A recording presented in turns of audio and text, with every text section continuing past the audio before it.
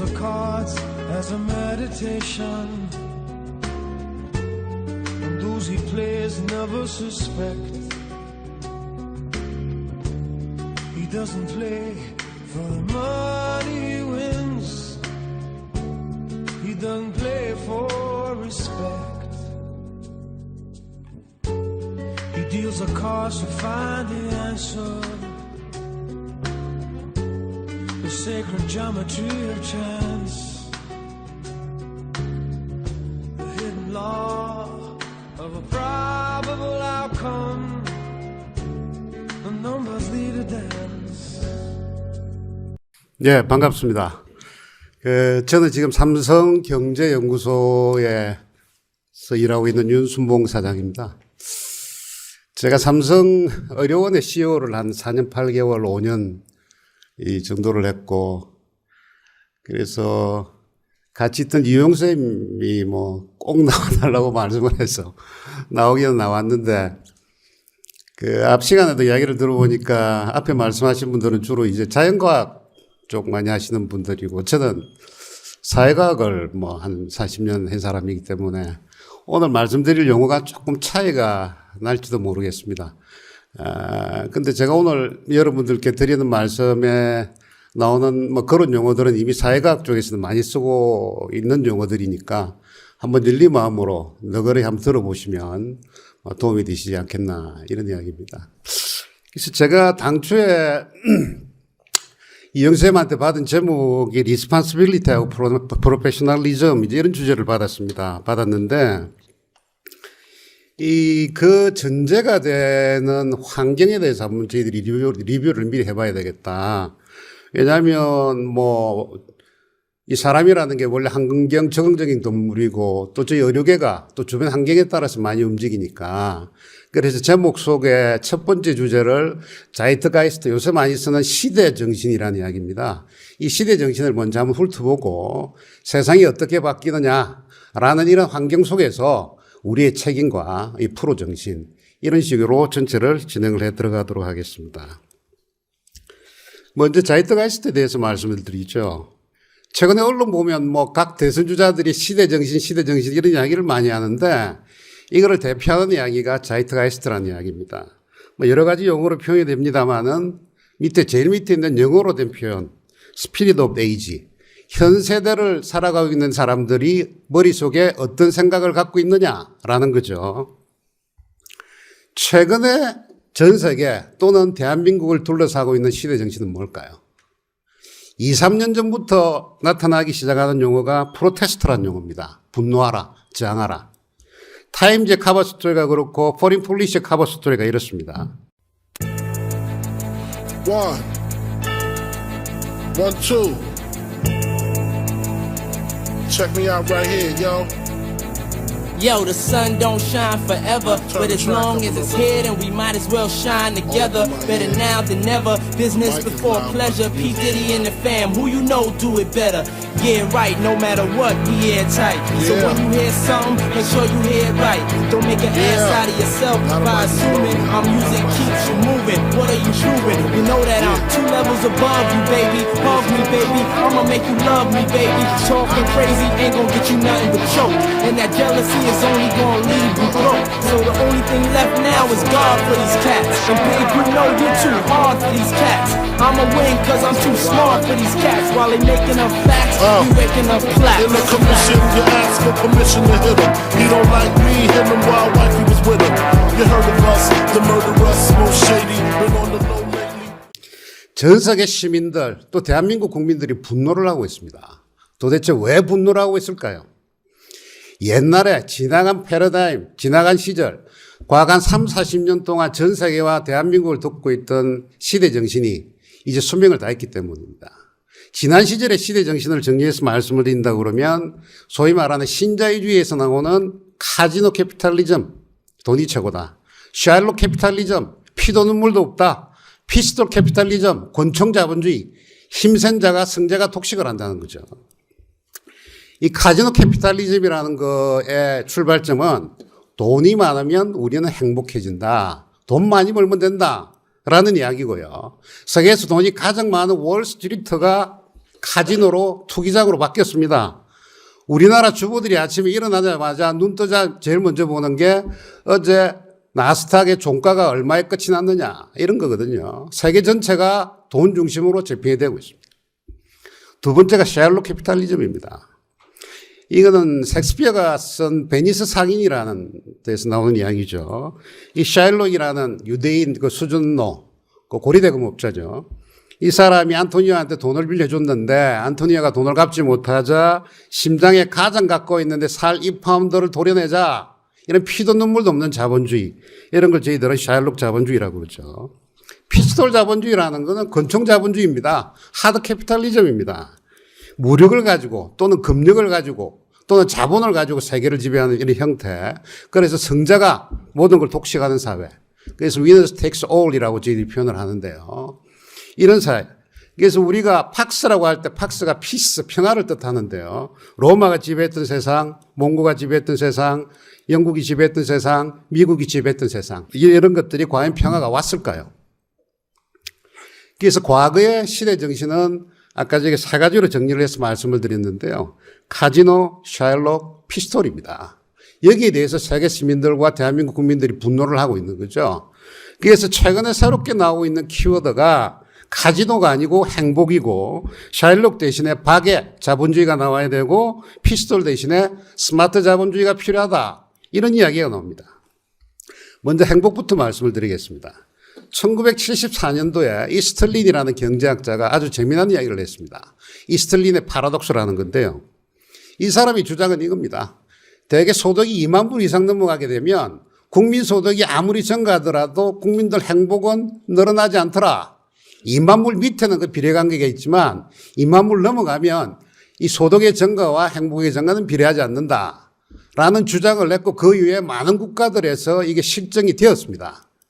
보름 전에 우리나라에서도 통계청하고 관련 학회 이게 이런 비슷한 발표를 했는데요. 제목이 GDP 플러스 비욘드를 넘어서 GDP를 넘어서 이런 이야기가 되겠습니다만은 여기서 나온 주장을 보면 똑같습니다.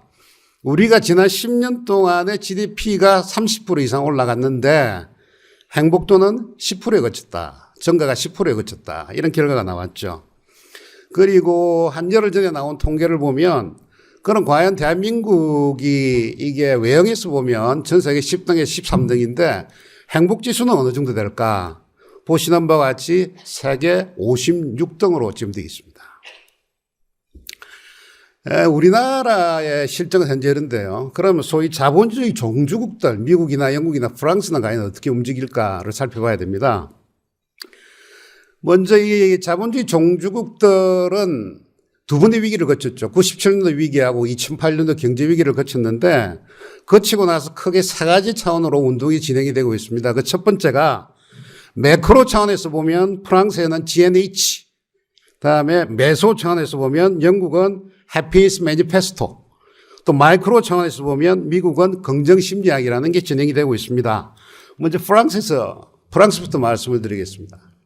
사르코지가 2008년도 외환위기를 당하고 나서 세계 최고의 경제학자 하버드 생 교수하고 스티글리츠 교수를 모시고 와서 연구를 해본 결과 내놓은 책 제목이 GDP는 틀렸다라는 겁니다. GDP는 상승을 하는데 왜 사람들이 행복은 상승하지 않을까라고 해서 이 GDP라는 것은 1930년도에 대공황을 극복하기 위해서 만든 낡은 제도다. GDP 대신에 새로운 개념이 들어와야 된다라고 하는 게 GNH입니다. Gross National Happiness. 국민 전체가 생산하는 행복의 총량이 얼마나 되느냐. 이게 중요하다라는 이 매크로 차원에서 움직이고 있는 거죠. 메소 중간 차원에서 보면 영국은요. 해피니스 매니페스토라는 걸 진행을 하고 있습니다. 주로 시민단체 중심으로 많이 움직이고 있는데요. 예를 들어서 어떤 데 인간이 행복할까라고 해서 그쪽으로 이 사회 전체를 끌고 나가는 거죠. 우리하고는 조금 틀립니다. 피지컬하고 블레싱을 많이 하고 이야기를 많이 하고 식물을 가꾸고 아마 이런 거를 영국 사람들은 행복하다고 여기는 것 같죠. 미국은 마이크로 차원, 개인 차원으로 넘어갑니다. 포지티브 사이콜로지라고 해서 긍정심리학, 마음을 잘 먹으면 요새 나오는 이야기가 좀 비슷한데 세상이 잘 된다 이런 이야기인데요. 뭐 여러 가지 예가 있습니다만 그중에 한 가지 예만 들면 과거의 심리학에서는 어떻게 생각을 했냐면 사람들이 열심히 일을 하고 돈을 벌고 성공을 하면 언젠가는 행복해질 것이다 라고 믿었다는 거죠. 그런데 실제 연구를 해보니까 결과는 거꾸로더라. 사람이 행복해야 성공할 수 있지 불행한 사람은 결코 성공할 수 없다라는 이 천동설과 지동설에 해당되는 이런 변형을 요새 일으키고 있는 게 포지티브 사이콜로지입니다. 첫 번째가 카지노 캐피탈리즘에서 행복 캐피탈리즘으로 바뀌고 있다는 거고요. 두 번째가 셜록에서 필란트로피로 바뀌고 있습니다. 필, 살아간다, 엔트로피, 인간을 사랑한다는 거죠. 뭐 이거 기원 자체는 뭐 그리스 시대 때부터 시작이 됩니다만 가장 근세에 저희들이 참고로 할 수 있는 게 프랑스 혁명 정신입니다. 자유와 평등과 박애죠. 이게 프랑스 3대 국시로 들어왔고요. 자유에서 경쟁이 나오고 시장이 나오고 보수주의가 나오고 평등에서 분배가 나오고 진보가 나옵니다. 박애는 보수도 아니고 진보도 아니고 탈리즘입니다. 남들을 배려하고 서로 나누자 이런 정신이 필란트로피죠. 그래서 여기에 대한 연구들이 굉장히 많이 나오는데요. 매튜 비섭이라는 이코노미스트 편집장 하시는 분이 쓴 책을 보면 박애 자본주의라는 게 있습니다. 영어로 표현할 때 그대로 하면 필란트로피 캐피탈리즘인데 이분이 어떤 용어를 썼냐 하면 필란트로 캐피탈리즘입니다 라고 써서 여기에 지금 사진에 올라가 있습니다. 세 번째가 피스톨 자본주의에서 스마트 자본주의로 가야 된다라는 건데요. 스탈린이 한때 이런 이야기를 했습니다. 교황이 정말 엄청나게 잘난 척을 하는데 도대체 교황은 자기 산하에 몇 개 사단을 갖고 있는 거냐라는 이 비꼬았다는 거죠. 그런데 이미 세상이 지나고 나가니까 스탈린은 지구상에 없어졌고 구소련은 멸망을 했고 지금 교황께서는 아주 건재하고 계시고 그래서 이 교황이란 분이 하드 파워로 가진 게 아니라 소프트 파워로 가졌다 이런 이야기죠. 하버드의 조셉 나이 교수가 이렇게 이야기를 하고 있습니다.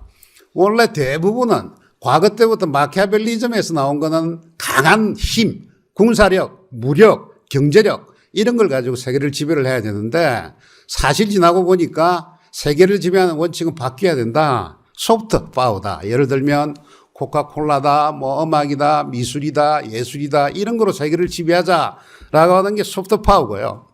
그 뒤에 조셉 나이가 소프트와 하드를 합해서 스마트 파워다라고 이렇게 이야기를 하고 있습니다. 저희들이 가장 많이 쓰는 스마트폰이 뭡니까? 껍데기에 있는 하드와 속에 들어있는 소프트가 합해서 스마트폰이 되는 거 아니겠습니까? 그래서 세계를 지배하는 원리는 스마트 파워다. 이렇게 이야기를 하는 거죠. 그래서 요약을 하면 과거의 낡은 시대 정신은 카지노 캐피탈리즘, 셜록, 피스톨이라 그러면 현재 전 세계 시민들 또는 대한민국 국민들이 기대하는 것은 행복 자본주의, 박애 자본주의, 스마트 자본주의입니다. 말이 조금 어렵죠.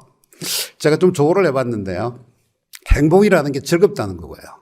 그다음에 박애라는 게 더불어 산다는 거고 그다음에 스마트라는 게 멋지게 산다는 거죠. 그래서 현재 대한민국 국민들은 기대하는 것은 즐겁고 더불어 멋지게 살고 싶은데 그렇게 안 되니까 아까처럼 프로테스트라는 게 일어난다는 거죠. 제가 과거 현재까지 이야기를 말씀을 드렸고요. 조금 미래 세상이 되겠습니다만 앞으로 10년이 될지 20년이 될지 잘 모르겠습니다만 미래 세상에는 또 어떤 키워드가 올까요? 세 가지로 제가 요약을 했습니다. 첫 번째가 네오 사피엔스, 신인류가 탄생한다. 두 번째가 위즈덤, 지혜가 최고다라는 거고요. 세 번째가 노매드, 미래 인간의 운명은 다 유목민이 될 수밖에 없다라는 걸 가지고 간단하게 말씀을 드리겠습니다. 최근에 언론이나 방송을 보면 이 AI 기술하고 4차 산업혁명이 세계 전체를 바꿀 것 같습니다. 제가 어려운 데 있을 때만 하더라도 그때 보면 뭐 진단학과에서 AI가 개발이 되면 저희 뭐 취업이 없어집니까? 이런 질문도 나오고 전 세계가 이 기술 중심으로 가서 AI하고 4차 혁명 때문에 세상이 바뀔 것 같습니다만은 과거 예를 살펴보면 결코 기술이 사람을 바꾸지를 못합니다. 사람이 기술을 개발을 하는 거죠. 작년에 다보스 포럼에서 나왔던 제목이 테크놀로지 드리븐이 아니고 휴먼 센터드이다. 결국 기술이 진전된다는 거지만 기술을 선택하는 건 사람이다. 그래서 제가 오늘 말씀드릴 요 세 가지는 기술 차원에서 본 미래가 아니라 인간 차원에서 본 미래 세 가지를 말씀을 드립니다. 첫 번째가 네오사피엔스인데요. 우리나라 수명이 급격하게 늘어나고요. 지난달인가 란셋에 보면 선진 35개국 자료를 조사를 해서 기대 수명을 조사를 해봤는데 2030년에 전 세계에서 우리가 1등으로 갈 것이다 라는 란셋 논문이 나왔고요. 우리의 기대 수명이 올라가는 그 그래프에 이게 빠르기를 보시면 뭐 다른 나라와 상상을 초월할 정도로 빨리 올라가고 있습니다. 제일 중요한 게 이제 최빈 사망 연령인데 이게 경제인문사회연구원에서 나온 자료인데 2050년에 우리나라의 최빈 사망 연령이 106살입니다. 그럼 현재 대학생들이 2050년이면 나이가 한 55세쯤 되는 거죠. 그때 사람들이 돌아가시는 분들의 평균 나이가 106살이라는 거 아니겠습니까? 그럼 지금 대학생들이 최소한의 뭐 간단하게 계산하더라도 아무리 작아도 115살 이상 가서 사망을 한다는 거죠. 물론 이게 아주 정교한 이 분석이 필요하겠습니다만은 제가 아마 대충 해서 계산기를 두드려 봐도 현재 60대는 최소한 90살 이상은 산다. 그 다음에 40대는 100살, 그리고 20대는 110살 이상을 살 것이다. 라는 거죠. 제 아주 친한 사람 중에 하나가 이제 연대 총장이 취임이 되면서 첫 번째 했던 이야기가 이런 겁니다. 우리가 이때까지 대학에서 학생들을 가르칠 때 20, 30년 먹고 살 거 가르치는데 걔들은 앞으로 90년을 더 산다. 최소한 70년 내지 80년 먹고 살 거를 가르쳐야 된다. 라고 하는 게 총장 취임사의 첫 번째로 들어갔었습니다. 이게 황당한 미래가 아니라 현재 다가온 미래입니다. 우리 딸과 아들 세대가 겪어야 될 현재 다가온 미래라는 이야기죠. 그렇게 되면 피라미드 구조 자체가 이런 삼각형 구조가 되는 게 아니라 종형 구조, 거꾸로 된 역피라미드 구조로 바뀐다는 것이고요. 1월 달에 사이언스에서 나온 논문을 보면요. 범고래에도 폐경기가 있다라는 논문이 나왔습니다. 그래서 현재 지구상에 있는 포유류 중에서 폐경기를 갖고 있는 동물은 3가지로 현재 판명이 돼요. 하나가 사람이고 현재 나와 있는 게 들새고래라는 게 폐경이 있고 세 번째로 범고래, 킬러웨일이 폐경이 있다. 이게 무슨 이야기냐면 인간의 같은 경우 특히 우리나라 사람 같은 경우는 폐경기가 45세부터 56세 평균에서 51세 온단 말이죠. 51세에 폐경기가 왔다는 이야기는 다시 말씀을 드리면 인간이 종족 번식의 임무를 벗어났다라는 이야기입니다. 그런데 과거에는 종족 번식의 임무를 벗어나고 추가로 사는 세상이 10년에서 20년입니다. 그래서 저희들은 그걸 고령화라고 불렀죠. 그런데 이제는 문제가 종족 번식의 임무를 벗어나고 나서 최소한 50년 내지 60년을 더 살게 되는 거죠. 그래서 대한민국 경제, 사회, 문화에서 가장 중요한 요소가 고령화인데요. 저는 이렇게 감히 주장을 합니다. 우리나라가 고령화를 극복하려고 그러면 고령화란 말을 없애야 된다. 왜냐하면 우리가 고령화라고 이야기할 때는 고령화 속에서는 여불로 사는 플러스 알파 세상이다. 인생이다. 그리고 그 사람들은 젊을 때 고생을 많이 했으니까 우리 젊은 사람들이 그 사람들을 돌봐줘야 된다. 이런 생각들이 들어가 있는데 과연 그게 성립 가능할까요? 생산 가능 인구를 보면요. 2060년대 우리나라 생산 가능 인구가 2천만 채 안 됩니다. 요거는 통계청에서 나온 자료인데요. 2030년에 보면 실질 생산 인구, 제대로 돈을 버는 사람이 앞으로 2030년에 지금부터 10몇 년 있다가 40%가 채 안 됩니다. 39%입니다. 그러면 39%가 벌어서 나머지 61%를 먹여 살리는 세상이 과연 성립 가능한 세상일까요? 지속 가능하지가 않습니다. 그래서 제가 최근에 강조하고 다니는 이야기가 호모사피엔스에서 호모라는 건 동물이고요. 그러니까 종족 번식의 임무를 벗어난 새로운 인류가 탄생했는데 이게 네오사피엔스다. 그리고 네오사피엔스가 독립적으로 생존 가능할 수 있어야 인간 전체가 생존 가능하다라는 전제를 가지고 신인류란 말을 쓰고 있습니다. 두 번째가 위즈덤인데요. 얼마 전에 알파고하고 이세돌이하고 이렇게 경쟁을 해서 이제 많은 사람들이 드디어 인공지능이 뭐 사람 지능을 앞질렀다. 또 최근에 의료계에서 보면 뭐 왓슨이 나와가지고 의사들도 상당 부분 직업이 뭐 없어진다 만다 뭐 이런 논쟁들이 굉장히 많이 있는데요. 제가 그래서 그 관련 논문을 쭉 읽어보니까 네이처에 그게 아주 상세하게 논문이 실려 있습니다. 한번 읽어보시면 아시겠습니다만은 이 논문을 읽어보면 이거는 인간지능 대 기계지능의 싸움이 아니고 컴퓨터, 슈퍼컴퓨터 1202대와 인간지능의 싸움입니다. 그냥. 그래서 만일에 지금이라도 이세돌이한테 슈퍼컴을 한 대를 주고 경쟁을 하면 제가 볼 때는 이세돌이가 100점 100승입니다. 이거는 인간지능 간의 싸움이 아니고 컴퓨팅 파워의 싸움입니다. 제가 생각할 때 이거 가지고 저도 나름대로 많은 논쟁을 하고 있는데요. 과연 우리가 AI라고 이야기할 때 스트롱 AI가 있고 위크 AI가 있습니다. 스트롱은 인간의 뇌를 기계가 대체한다는 거고 위크 AI라는 거는 사람을 도와주는 AI라는 이런 이야기인데요. 이 위크 AI는 굉장한 진전이 이룰 겁니다. 그런데 스트롱 AI, 사람의 머리를 바꾸는 거는 제가 볼 때는 짧게는 100년, 아마 길면 300년 지나가도 될지 안 될지 모르겠습니다. 왜냐하면 사람의 뉴런이라는 게 10의 10성, 12성에서 14성기 아닙니까? 이게 시냅스로 연결되는 거는 3000개 정도가 있지만 실제 가소성이기 때문에 10의 24성에서 26성 정도가 네트워킹이 되어 있는 거죠, 내 안에.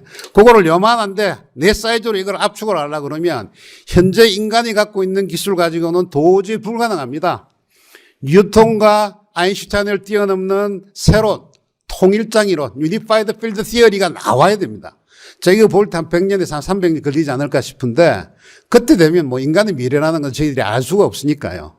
그래서 당분간 우리가 살아있는 세대까지는 AI하고 인간 내 경쟁에서는 크게 걱정할 필요가 없다라고 생각을 하는데 다만 저희들이 꼭 생각해야 될 거는 소위 데이터 사이언스 이야기하는 DIKW 모델을 봐야 됩니다. 데이터가 모여서 인포메이션이 되고 인포메이션에 가치를 주면 날리지가 되고 날리지에서 위즈덤으로 올라가는 게 과연 어떤 과정을 거칠까 하는 건데요.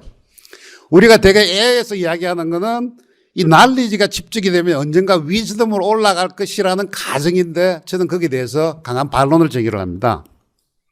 우리가 데이터에서 인포메이션으로 가는 것은 빅데이터로 충분히 됩니다. 그리고 인포메이션에서 날리지로 가는 것은 AI, 왓슨 이런 게 가능합니다. 근데 이 제가 여러분들한테 질문 하나 던진다 그러면 인간이 가지고 있는 자산 중에서 가장 가치가 있으면서도 가장 활용이 되지 않고 있는 게 뭘까요? 다음 당연히 위즈덤이라고 제가 말씀을 드릴 텐데요. 위즈덤은 날지에 이제 두 가지가 더 첨가가 되는데 첫 번째 하나가 익스피리언스, 경험과 경륜, 연륜이 되어져야 됩니다. 그리고 두 번째는요. 노벨상을 받은 다니엘 캐너만이 이야기하는 think fast, slow에서 think fast. 이 사람은 머릿속에 이 시스템이 두 가지가 있는데 시스템 1이 있고 시스템 2가 있다. 시스템 2라는 게 논리적인 거로 생각을 하는 거고 이게 한 5%가 되고 나머지 95%의 뇌는 시스템 1으로 움직인다. 시스템 1은 빨리 작동을 하는 건데요. 예를 들면 야구장에 갔는데 파울볼이 날아오면 사람은 즉각 피하죠.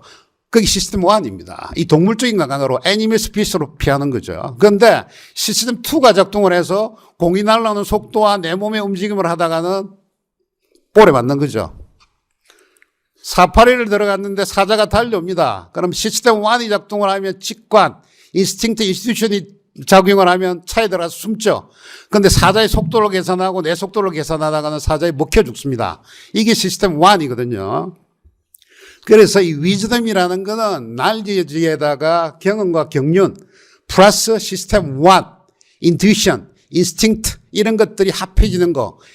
예를 들어서 이제 외과 선생님들이 많이 계실 텐데 과연 수술할 때 보시면 수술하는 이런 손끝 이런 것들은 과연 우리가 뭐라고 생각을 할까? 이건 아까 다니엘 캐너만이 이야기했던 시스템 1에서 작동하는 그런 겁니다. 제가 말을 한번 만들어 봤는데 손도 생각을 해야 되고 머리는 행동을 해야 된다. 이런 차원에서 생각하는 손, 행동하는 머리 이렇게 만들어 봤죠. 결국은 이 지혜라는 게 왜 중요해지느냐 하면 여러분들 한번 생각을 해보십시오. 빅데이터가 만들어지고 AI가 만들어지고 나면 결국 인간이 도망갈 데가 없습니다. 그 기술들은 언젠가는 인간 사회를 지배를 하게 될 겁니다. 어느 정도 부가가치가 있느냐 없느냐에 따라 속도가 빠르다 늦다 차이는 있지만 그게 빠르게 따라오면 결국 인간이 도망갈 수 있는 영역은 지혜 영역밖에 없다. 그러면 지혜라는 것은 세 가지로 구성이 되는데 하나는 지식, 두 번째는 경험과 경륜, 세 번째는 감성과 직관. 이 세 가지가 융합이 되면 지혜 세상이 온다라는 거죠. 그다음 세 번째 미래 상황을 말씀드리면 인간의 모든 미래는 유목민이 될 수밖에 없다라는 거죠. 제렛 다이아몬드가 총균세라는 책에서 뭐라고 이야기를 했냐면 과거 600만 년 동안의 인간은 온대지방을 통해서 동서간에 이동을 했다라는 게 총균세라는 책의 주장입니다. 이게 이제 가만히 자세히 보시면요. 이게 지도 크기가 조금 차이가 나는데 인간의 국민의 숫자에 따라서 면적을 조정을 한 겁니다. 이게 1950년부터 2100년까지 예상을 했는데요. 이 보시는 바와 같이 점점 아프리카 부분하고 남아시아 부분하고 동남아시아 부분의 면적이 기하급수적으로 늘어나고 있지 않습니까? 현재 인구가 73억인데 이게 30년 내에 100억까지 간단 말이죠. 100억 중에서 대부분은 북반구에서는 인구가 줄어들고 남반구에서는 인구가 기하급수적으로 늘어납니다. 그중에서 아프리카와 아시아가 되겠죠. 더 문제는 앞으로 노동 가능한 인구를 보면 북반구에서 그러니까 선진국에서는 급격히 줄어듭니다. 그 대신에 남반구, 후진국에서는 급격하게 증가가 되는 거죠. 그러면 결국은 그 많은 사람들이 어떻게 할 것이냐. 지금처럼 뭐 히스패닉 문제가 미국에서 생기고 독일이나 프랑스에서 뭐 이민 문제가 생긴다. 그 숫자가 뭐 몇십만 몇백만 아닙니까? 앞으로 올 수 있는 거는 인구유동의 크기가 몇십만 몇백만이 아니라 몇천만 몇억 단위로 남북 간의 이동이 생기게 됩니다.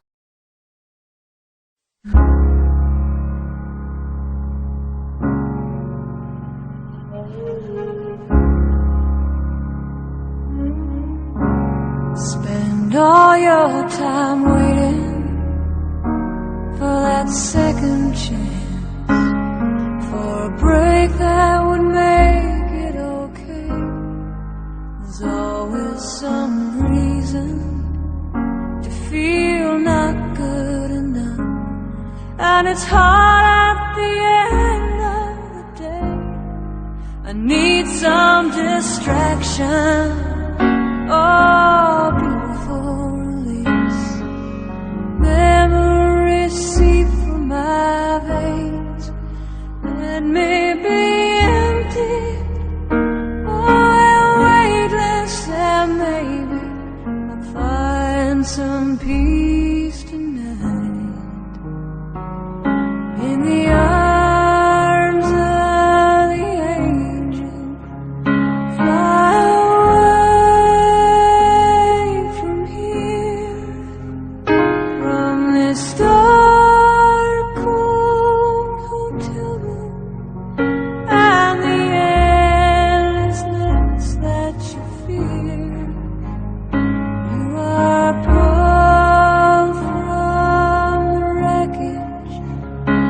of your silent reverie.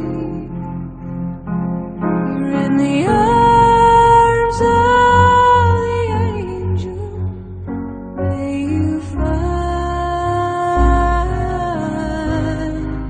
some comfort here.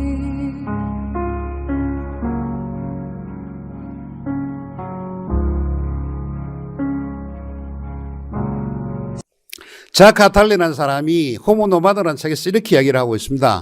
현재 정착민들이 세계를 지배를 하고 있는데 조만간 새로운 유목민들이 생긴다. 두 가지인데요. 하나가 인프라 유목민. 전사의 하층 구조를 지탱하는 미국으로 따지면 히스패닉 같은 사람들이 인프라 유목민입니다. 그리고 하이퍼 유목민. 가장 상층부에 있는 거죠. 지식과 지혜와 경험과 예술을 가지고 전 세계를 떠돌아다니는 유목민. 이 두 계층으로 유목민이 새로 생기고 그 뒤에 나온 미래의 간략한 역사란 책에서 보면요. 뭐라고 이야기하느냐 하면 정착민도 몸은 한 군데 앉아 있지만 사이버 스페이스를 통해서 넓은 황야를 헤매고 다니는 버추얼 유목민이다 라고 주장을 하고 있습니다. 실제 우리가 그렇지 않습니까? 그러면 실제 몸으로 움직이든 몸으로 정착을 하든 정착하는 사람들도 언젠가는 버추얼 유목민이 된다는 거죠. 그럼 미래의 인간은 다 사이버 스페이스 상이나 리얼 스페이스 상에서 유목민이 될 수밖에 없다라는 거죠. 그래서 아탈리는 이렇게 이야기를 하고 있습니다. 유목민이 반드시 갖춰야 될 조건은 몇 가지가 있다. 첫 번째, 가벼워라. 가벼워라. 뭔가를 소유를 하지 마라. 소유는 머릿속에서만 소유를 하라. 지식과 지혜를 소유를 하라. 이렇게 이야기를 하고 있습니다. 두 번째가 자유로워라. 어디에 속박되지 말고 구속되지 말고 항상 자유롭게 살아라. 세 번째가 남들 타인을 항상 환대를 하고 항상 네 번째가 주의 사주 경계를 하고 그다음에 어딘가 늘 접촉이 돼 있어야 되고 또 기본적으로 박애 정신을 지녀야 된다라고 주장을 하고 있습니다. 제가 점핑을 많이 합니다만은 이 세 가지 미래를 종합해서 말씀드리면 대한민국이 가야 될 건 이렇습니다. 네오사피엔스 신인류들이 살아가는 신세계. 제가 제목을 네오제네시스라고 붙였는데요. 네오제네시스의 거대한 실험장이 돼야 되고 한민족들이 이 험한 세상을 버텨나가려고 그러면 지혜, 위저덤이라는 무기로 장착한 유목민 중에서 하이퍼 유목민이 되어야지만 우리 한민족이 살아남을 수 있다라는 주장이죠. 이야기가 길었습니다만 자이드 가이스트를 종합해서 요약을 말씀을 드리면 과거의 낡은 시대 정신은 카지노, 샤일록, 피스톨입니다. 현재 시대 정신은 행복과 박애와 스마트입니다. 미래 다가올 시대 정신은 네오사피엔스, 위즈덤, 노매드 요 세 가지가 되겠습니다.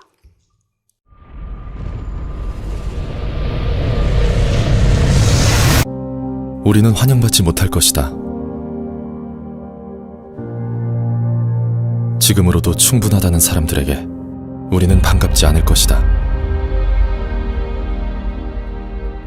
생각지도 못했던 속도에 적응하고 새롭게 태어나는 모든 걸 받아들여야 하는 것이 귀찮을지 모른다. 오직 인간만이 생각하고 예측하고 소통한다는 당신의 믿음이 깨질 것이다. 익숙했던 지금까지의 생활을 버리고 환영받지 못해도 괜찮다. 늘 그렇듯 새로운 시대는 이렇게 시작되는 거니까. 첫 번째 시대 정신에 대해서 살펴봤고요. 두 번째는 리스폰시빌리티 본론으로 들어가도록 하겠습니다. 이런 환경에서 대한민국 의료계 또는 어떤 조직 여러 가지 책임의식이 따르게 되는데요. 리스폰시빌리티에서 첫 번째가 담대한 꿈을 가져야 된다. audacious dream을 가져야 된다라는 거죠. 어떤 사람이 이렇게 합니다. 꿈의 크기는 lofty해야 되고 ambitious 해야 되고 audacious 해야 된다라고까지 이야기를 합니다. 1963년도에 마틴 루터 킹 박사가 이런 이야기를 했지 않습니까? 나는 꿈을 꾼다. 옛날에 노예 아들하고 노예 주인들이 앞으로 손을 잡고 서로 살아갈 세상을 꾼다라고 했는데 실제 2009년도에 이게 현실이 되었습니다. 1961년도에 케네디 대통령이 우리는 인간을 달로 보내겠다라고 꿈을 꿨고 1969년도에 아폴로로 꿈을 이루었습니다. MD 앤더슨도 꿈을 꿉니다. C자에 빨간 줄을 쫙 긋습니다. 그리고 우리는 지구상에서 캔서를 박멸을 하겠다. 에임 하이를 하고 있습니다. 유니세프도 꿈을 꿉니다. Believe in zero. 매일 3,000명의 어린이들이 3,000명 이상의 어린이들이 unsafe 물로 죽어가고 있다. 그리고 19,000명 이상의 사람들이 프리벤트 할 수 있는 어린애들이 프리벤트 할 수 있는 코즈 때문에 죽고 있다. 우리는 이 3,000과 19,000을 제로로 만들겠다. Believe in zero라고 이야기를 하고 있습니다. 담대한 꿈을 꾸고 있습니다. 우리도 우리나라 의료계도 한번 꿈을 꾸어보자라고 이제 생각을 하는데요. 제가 삼성의료원 CEO를 하다가 삼성경제연구소 아주 그 극단적인 데서 극단적으로 옮겼지 않습니까? 그러니까 저는 두 쪽을 다 바라볼 수가 있는데 제가 고민을 좀 해봤는데요. 대한민국 경제가 회생을 하고 재도약을 하려고 그러면 과연 어떤 게 필요할까? 라고 제가 많은 고민을 해봤는데 혹시 여러분들 뭐라고 생각하십니까? 최근에 제가 생각했던 결론은 한국 경제 재도약에서 가장 중요한 하나는 9988-233입니다. 제가 농담을 하는 이야기가 아니고 진심으로 말씀드리는 건데요. 대한민국 국민들을 99세까지 팔팔하게 살다가 2, 3일 아프다가 죽게만 만들 수가 있다 그러면 대한민국 경제는 극적으로 회생이 됩니다. 재작년 기준으로 보면 우리나라 의료비가 GDP 기준으로 7.2%, OECD 평균이 9%, 미국이 17%까지 올라갔죠. 우리 현재는 조금 낮습니다. 증가하는 속도를 보면 뭐 이 복지국가 스웨덴 하나 빼고는 우리가 OECD 국가 중에서 가장 빠르게 증가를 하고 있습니다. 또 고령화가 되면 될수록 의료비가 급증을 한다는 통계가 뭐 이건 너무나 상식적인 이야기고요. 어떤 예측을 보면 10년 내에 미국 GDP의 20%까지 의료비가 급증을 할 것이고 또 어떤 분은 2040년도에 우리나라 GDP 30%까지 간다라고 예측을 하고 계십니다. 그리고 이거는 건강보험공단에서 나온 건데 2025년 얼마 안 남았습니다. 그때까지 우리나라 GDP의 15%까지 간다라고 예측을 하고 있습니다. 이 성장하는 속도가 뭐 거의 장난이 아닙니다. 제 대개 느낌으로 보면 뭐 정확하게 계산을 해봐야 되겠습니다만 워낙 변수가 많으니까 2030년에 미니멈 20에서 25%까지는 가지 않겠느냐라고 생각이 되는 거죠. 근데 만이래요. 우리나라가 한 7%쯤 되는데 7% 되는 거를 한 10%에서 15% 수준까지만 다운을 시킬 수 있다 그러면 하늘에서 GDP 5% 내지 10%가 떨어집니다. GDP 10%가 어느 정도 되는지 여러분들 감각이 잘 안 오시겠습니다만 우리나라가 남북 간에 대치를 하지 않습니까? 국방비가 무지 많이 들어갑니다. 국방비가 엄청나게 많이 들어가는데 들어가는 비용이 2.8%입니다. 국방비가 2.8%면 하늘에서 GDP가 10% 떨어진다고 생각을 해보십시오. 그거 가지고 온갖 걸 다 할 수가 있습니다. 그래서 제가 경제정책 중에서 가장 중요한 게 9988-234다라고 말씀을 드리는 거는요. 몇 년 전에 그 네이처의 Great Expectation이라는 논문이 글이 실린 적이 있습니다. 이거를 한글로 번역하면 저는 9988-234다라고 이야기를 합니다. 왜냐하면요. 여기에 주장하는 바는 이렇습니다. 오래오래 사는 사람들은 아픈 기간이 짧고 빨리 죽는 사람은 젊은 나이부터 계속 아프다가 아픈 기간이 굉장히 긴 거죠. 그래 죽는다는 거죠. 요게 원래 논문이 이게 논문인데요. 요게 요 중간에 있는 요 부분을 확대를 하면 compression of morbidity라는 이야기가 나오고 있습니다. 질병의 압축. 질병의 압축이라는 게 우리나라 말로 9988-234 아닙니까? 그러니까 건강하게 오래 살다가 죽을 때 갑자기 죽자. 이게 9988-234거든요. 9988-234를 하려고 하면 도대체 뭘 해야 될까요? 제가 또 고민을 해보니까 세 가지가 필요하다. 결국은 먹는 거, 다이어트, 운동하는 거, 엑서사이즈, 세 번째가 디스트레스. 얼마 전에 그 란셋에 논문이 나오고 나서 미국의 신문들에서 이런 기사들이 많이 실립니다. 뉴욕 포스트는 오래 살려고 그러면 한국에 가서 한국 음식을 먹어라 라고 주장을 하는데 우리나라는 거꾸로 갑니다.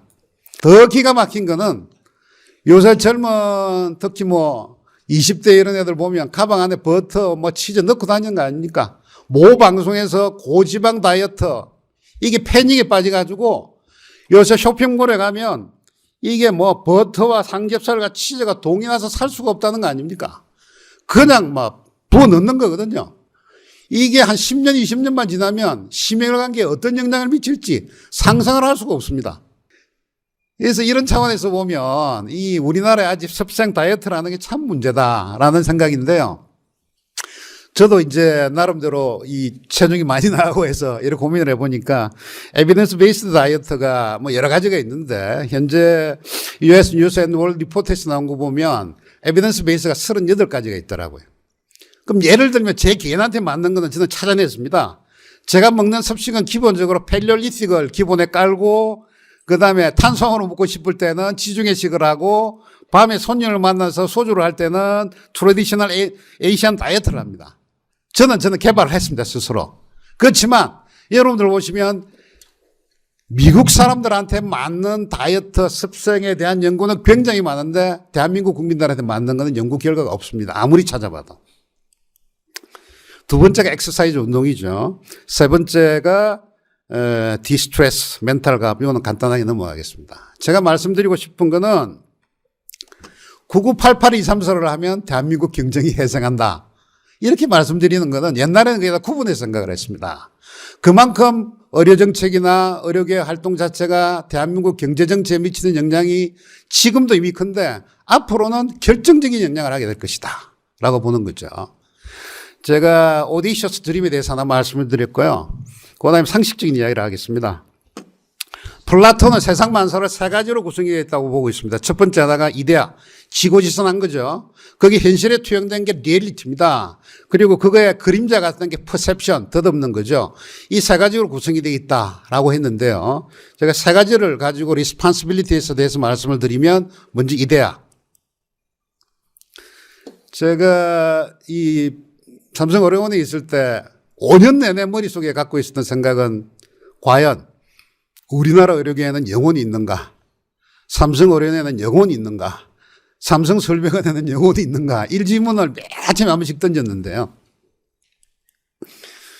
아주 진부한 이야기지만 바탕에는 당연하게 히포크라테스 선서가 깔려야 될 것이고, 여기에 제가 강조하고 싶은 거는 시대정신 두 가지를 가져와야 된다. 아까 제가 말씀드렸던 게 행복과 박애다. 그래서 행복이라는 거는 환자 행복, 종업원 행복 다 포함이 되는 거고요. 박애 정신은 필란트로피를 말씀드립니다. 그 플러스 개인 취향, 뭐 종교적인 어떤 여러 가지라든지 이런 게 더해져야 되겠죠. 두 번째 리얼리티는 아까 제가 말씀드렸던 세 번째 스마트를 차용해서 말씀을 드리겠습니다. 하드웨어와 소프트웨어가 먼저 결합이 돼야 된다. 장비라든지 시술이라든지 이런 게 하드웨어가 갖춰져야 되고 또 소프트웨어가 갖춰져야 되는데, 아까 제가 말씀 못 드린 부분 중에 하나가 휴먼웨어입니다. 사실 더 중요한 거는요, 휴먼입니다. 특히 어떤 조직을 맡고 계신다 그러면 얼마나 좋은 사람을 뽑아서 얼마나 잘 양성을 시킬 것이냐, 요 세 가지가 합해져야 하드와 소프트와 휴먼 세 가지가 합해져야 스마트웨어가 된다는 거죠. 세 번째가 퍼세션입니다. 요거는 바로 다음 주제로 프로페셔널리즘하고 연결해서 말씀을 드리겠습니다. 미친 존재감, 너무 시세적인 이야기입니다. 제가 세 사람을 보여드릴 텐데 이 공통점이 있습니다. 이분들이 어떤 공통점을 갖고 있을까요? 노암 첨스키, 사이테이션에서 세계 1등이죠. 가장 인용이 많이 되시는 분입니다. 에디 그랜드는 뭐 너무나 잘 아실 테고요. 뭐 어려계에서 뭐 히어로죠. 이 도널드 셔더웨이라는 분이 계십니다.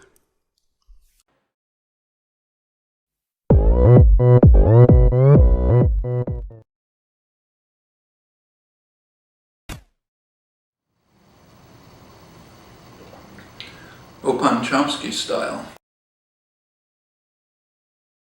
성숙해 보이지만 놀 땐 노는 여자, 이때다 싶으면 묶었던 머리 푸는 여자, 가렸지만 웬만한 노출보다 야한 여자, 그런 감각적인 여자.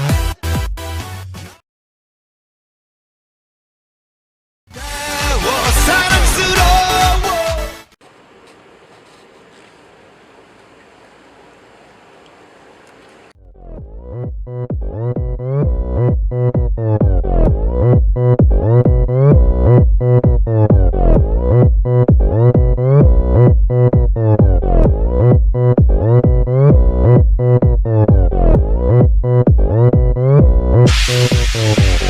오빤 강남스타일, 강남스타일, 오빤 강남스타일.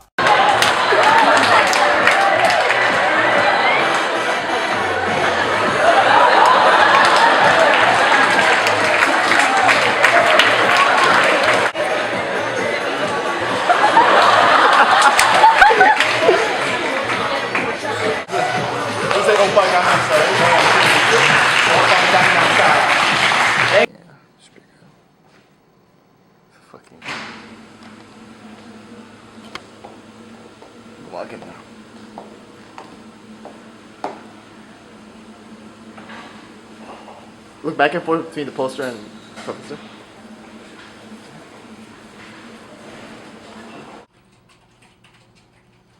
Maybe you can make that animated. Open Chomsky style. That's perfect. All right. Thank you so much for your help. My grandchildren will like it. Yeah. 사이라는 사람이 우리나라는 물론이고 글로벌 차원에서 얼마나 미친 존재감을 이 발휘를 하는가 하면요. 제가 며칠 전에 들어가서 카운트 수를 보니까 28억 건을 조회를 했거든요. 28억 건이 조회를 했으면 지구상에 인터넷 깔린 지역에서는 모든 사람들이 다 봤던 이야기입니다. 아무 사람이 거의 없다는 이야기죠. 미친 존재감입니다. 이 다른 식으로 표현을 하면 심스틸러, 마음을 훔친다는 거죠. 그래서 경영하는 사람들은 주로 이 시장을 빼든다고 해서 마켓쉐어라는 이런 용어를 많이 쓰는데 시장을 빼드는 게 아니고 마인드쉐어. 남들의 마음을 얼마나 훔칠 것인가 하는 게 미친 존재감의 기본 요건입니다. 미친 존재감이 받는 말은 뭘까요? 공기, 병풍, 투명인간. 공기 있어도 모르지 않습니까? 병풍 뒤에 써 있어도 써 있는지 모릅니다. 투명인간 지나가도 모르죠. 그럼 과연 미친 존재감을 확인할 수 있는 방법이 뭘까요? 부고장을 날리는 겁니다.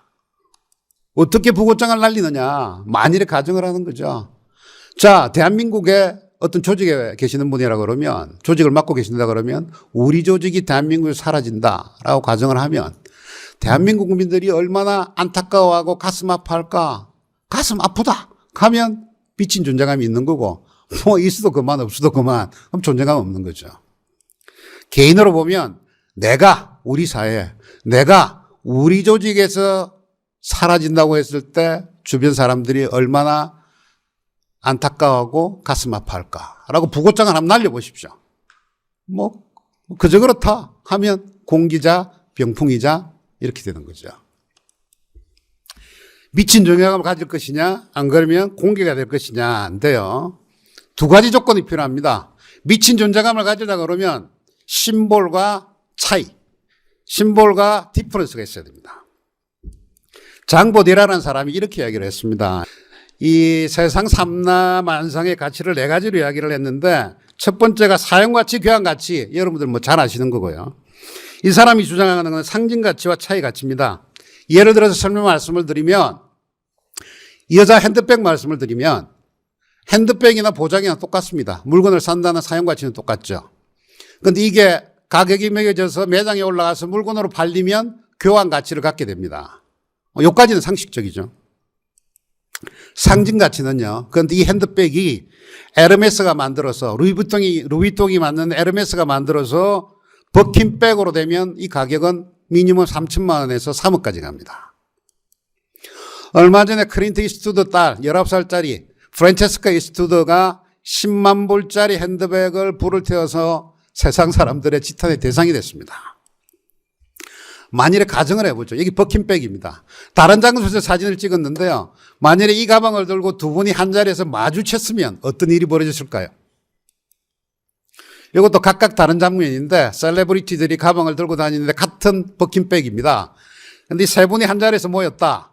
그러면 아마 돌아와서 뭐 이런 일이 벌어지지 않겠습니까? 왜 그럴까요? 남들과 다른 것을 가지는 게 가치가 있다는 겁니다. 여자들의 로망이 버킨백이라고 그러면 남자의 로망은 람보르기니입니다. 람보르기니가 어디 있을 때 가장 빛을 발휘할까요? 고속도로, 두바이, 출근길, 청담동 뒷골목. 고속도로 샥 지나가는 0.1초입니다. 지나가는지도 모릅니다. 존재감 없습니다. 두바이 가면요. 경찰차가 람보르기니입니다. 아침에 출근할 때 되게 이렇습니다. 역시 이 람보르기니는 청담동 뒷골목에 이런 식으로 딱 서 있을 때 미친 존재감을 가지는 거죠. 그래서 우리가 상식적으로 하는 사용가치, 교환가치는 전통적인 가치지만 퍼셉션에서 오는 가치는 상징가치, 심볼. 나는 버킨백을 들 수 있어 라는 상징. 나는 람보르기니를 살 수 있어. 또 남들이 가지지 않는 걸 나는 가져 라는 상징과 차이가 미친 존재감의 기본 조건입니다. 그럼 상징과 차이를 가지려고 그러면 스토리텔링을 해야 됩니다. 팩트 나열 가지고는 사람들이 별로 머릿속에 기억을 못합니다. 스토리로 이야기를 해야 됩니다. 예를 들어서 여러분들 저녁에 소주 한잔 하실 때 되게 서두 이야기 있으면 내 형님이 있는데 말이야. 내 고등학교 동기가 하나 있는데 말이야. 이렇게 이야기해야지 실감이 나지 않습니까? 자, 제가 하나 또 여쭤보겠습니다. 여러분들 머릿속에 생각나시는 사과, 세계의 역사를 바꾼 사과 어떤 게 있을까요? 뭐 한 5개 생각나시죠? 대개 막 범주가 아담과 이브의 사과, 트로이 전쟁의 헬렌의 사과, 뉴턴의 사과, 스티브 잡스의 사과, 아몰의 사과, 뭐 대개 이 범주죠. 또 다른 사과 있으십니까? 되게 이범주인데요. 이런 사가들이 왜 머릿속에서 생각이 날까요? 스토리입니다. 어떤 스토리냐? 상징과 차이를 갖고 있는 스토리입니다. 아오모리 어떤 상징입니까? 합격 아닙니까? 스토리는 무슨 스토리입니까? 원래는 아오모리에는 바람이 많이 불고 해서 과수원 주인들이 뭐 사과가 떨어지니까 썩고 도저히 장사를 못하겠다. 그러니까 어떤 사람들이 스토리를 만드는 거거든요. 그 비바람 치는 속에서 가지에 남아있는 이 사과, 이거는 대학교 합격하는 거하고 똑같다. 비바람 속에서도 떨어지지 않는 합격 사과다. 그래가지고 이 아오모리 사과 저도 먹어봤는데 별로 맛도 없어요. 그런데 이거 가지고 가격을 10배, 20배를 해도 팔린단 말이에요. 합격이라는 상징과 다른 데에서는 절대 가질 수 없는 차이점이란 말이죠. 라는 스토리를 만들어서 남들한테 이야기를 하니까 팔린다는 거죠. 왜 스토리가 힘을 가질까요? 첫째, 인간 삶 그 자체가 스토리입니다. 두 번째는 인간 지인 안에 팍스피초라는 유전자 안에 스토리 유전자가 들어가 있습니다. 세 번째는 아까 감성에 대해서 말씀을 드렸고요. 우리가 이야기할 때는 자동적으로 머릿속에서 시뮬레이션이 됩니다. 마지막입니다. 단순하게 스토리 텔링만 해서는요, 거짓말입니다. 뻥이죠. 실제 스토리 두잉을 해야 됩니다. 스토리 두잉에 대해서 마지막 사례를 하나 말씀을 드리면요. 신발 가게가 4가지가 있는데 어떤 차이점이 있는지 한번 보십시오. 리복 잘 아시죠? 나이키 아시죠? 자포스 아실 테고 탐슈즈 아실 겁니다. 리복 유명한 회사죠. 우량 기업입니다. 신발 잘 만듭니다. 막 거기까지입니다. 나이키 얘들은 스토리를 만들죠. Just do it. 스토리 아닙니까? 그리고 얘들은 시대 정신 중에 한 가지를 읽었습니다. 건강이란 시대 정신을 읽었습니다. 그래서 헬스케어로 갔습니다. 가가지고 밴드도 만들고 뭐도 만들고 해서 상당히 히트를 쳤는데 하나를 못 읽은 게 스웨트샵입니다. 후진국에 가서 피와 땀을 졸라맨 거죠. Just do it. 이렇게 한 것입니다. 그거보다 훨씬 뛰어난 게 자포스입니다.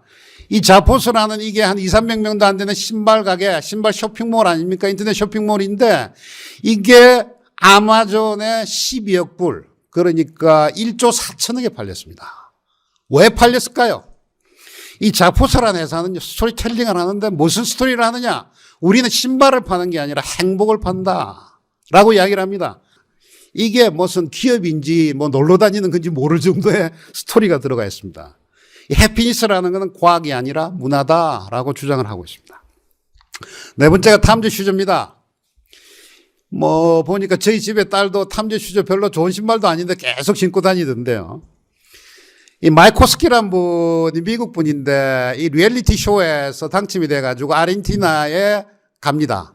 시골에 갔는데 아르헨티나 애들이 신발이 없어서 병에 걸리고 고생하라는 걸 보죠. 그래서 다시 돌아와가지고 아르헨티나 전통적인 신발이 알파라가타라는 신발을 본딴 이런 신발을 만듭니다. 이게 탐즈 슈즈입니다. 물도 새고 별로 안 좋은데도 엄청나게 팔립니다. 왜 팔리느냐? 이 사람은 1 for 1입니다. 우리 신발을 하나 사주면 똑같은 신발을 개도국 아르헨티나 후진국에 가서 하나 도네이션을 하겠다라는 필란트로피를 하는 거죠. 그리고 이 사람들은 원포만 하는 게 아니고 One day without shoes 이런 행사도 합니다. 맨발로 하루를 살아보자. 그래서 많은 뭐 탤런트 가수 배우들 셀레브리티들이 붙어서 하고 우리나라에서도 당연히 뭐 이런 거 하면 참여를 하는 거죠. What has now become a global event started with a simple idea on a college campus. I'm going without shoes so I can know what millions of children go through every day. I'm going without shoes because shoes lead to better health, and better health leads to opportunity. We're going without shoes. For one day without shoes. To raise awareness of the impact a pair of shoes can have on a child's life.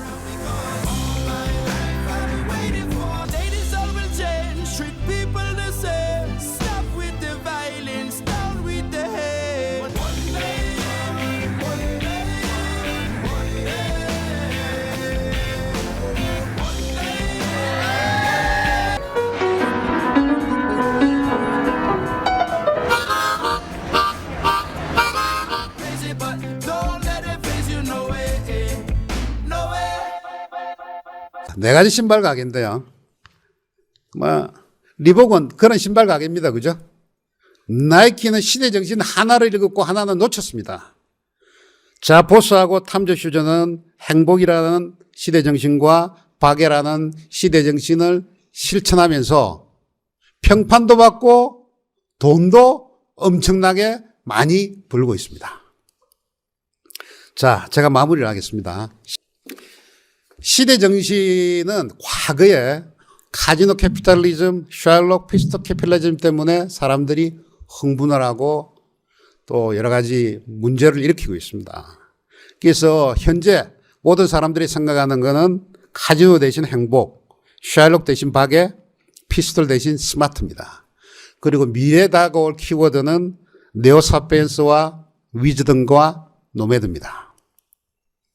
그런 바탕 아래 우리가 가져야 될 리스폰시빌리티 중에 첫 번째는 audacious dream, 담대한 꿈을 꿔야 되고, 그 중에 제가 예로 하나 말씀드렸던 거는 9988234의 앞장을 서주십사 하는 거고요. 또 조금 더 구체적으로 들어가서 이대에서 들어갈 거는 박애 정신과 행복 사상이 반드시 들어가야 되고, 그다음에 리얼리티 차원에서는 스마트웨어라는 거는 하드와 소프트와 휴머니어가 합해진다라고 말씀을 드렸고요.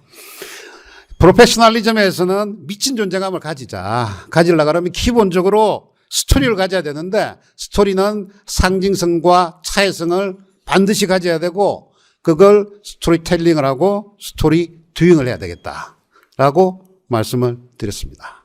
스토리 두잇 하십시오. 감사합니다.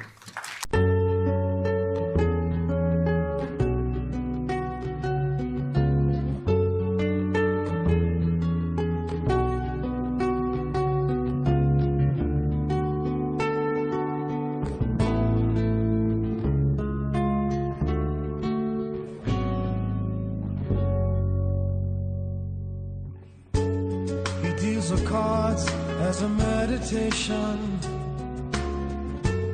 and those he plays never suspect. He doesn't play for the money he wins, he doesn't play for respect. He deals the cards to find the answer, the sacred geometry of chance, the hidden law of a probable outcome. The numbers lead a dance.